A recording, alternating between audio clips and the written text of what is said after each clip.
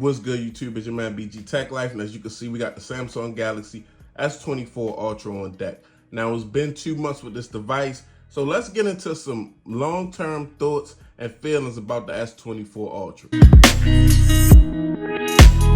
Okay, guys, so first of all, let's just start with the S23 Ultra. That was a really strong device, really strong processor. Samsung really did their thing, and that device is just as strong today as it was when it came out. So now we got the S24 Ultra, and I feel like when these phone companies make a really good device, so they have something really good going, I feel like they want to build on it instead of restructuring it.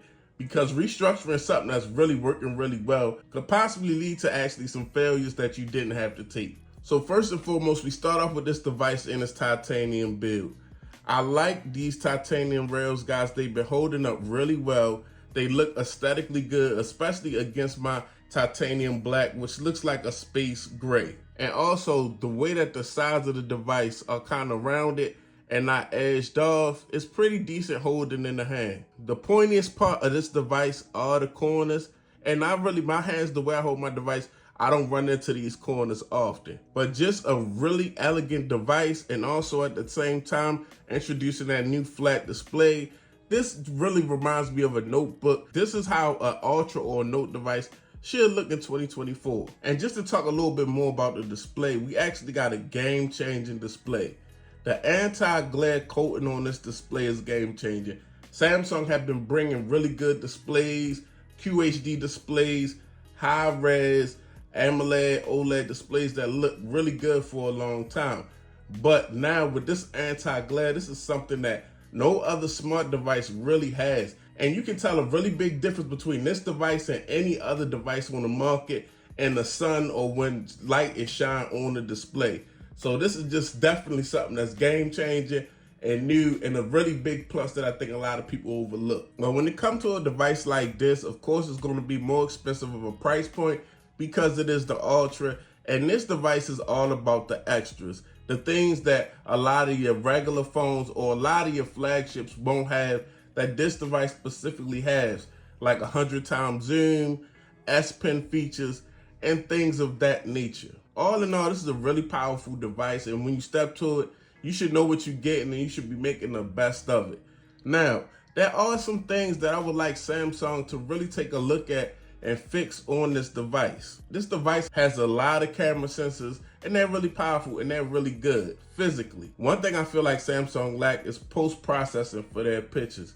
You can get some good pictures and some great video on this Android phone, but it's not as dialed in as I think the phone could make it. And now I see why a lot of these companies, if you look at some of the Chinese companies, they partner with actual camera manufacturers to help dial in their cameras better. And it's not always about the actual sensors, but just the processing and those touches the phone do to the picture after you take the picture. I feel like that's Samsung's weak spot. You can get really good high quality images out this device, but as far as point and shoot go, I feel like when you point and you take the picture, the device could make better images without editing if it had better post-processing.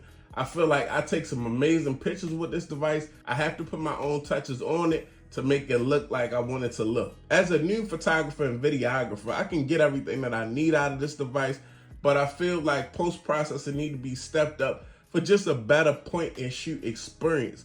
That of an experience like you would get with a Pixel.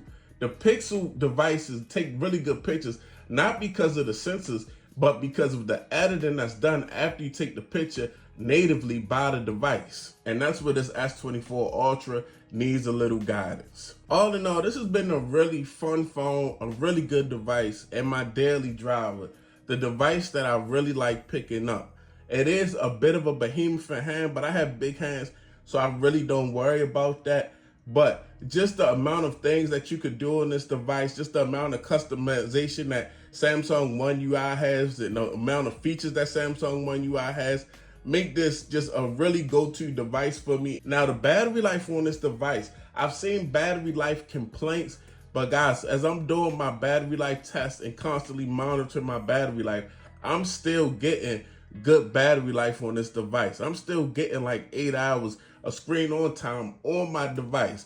And maybe the difference between my use and other people's uses is maybe the network, but you have to really pay attention to these devices if you're experiencing battery drain, because it could sometimes not be the device. It could be some of the apps that you installing on devices, or it could be the times that you let your device look for signals and you just don't have good service. A lot of the times that will wear battery down. So I'm thinking about making the battery tips and tricks for the S24 Ultra. If you want me to do that, go ahead and drop a comment down below. But for the past 2 months, the S24 Ultra has been really impressive.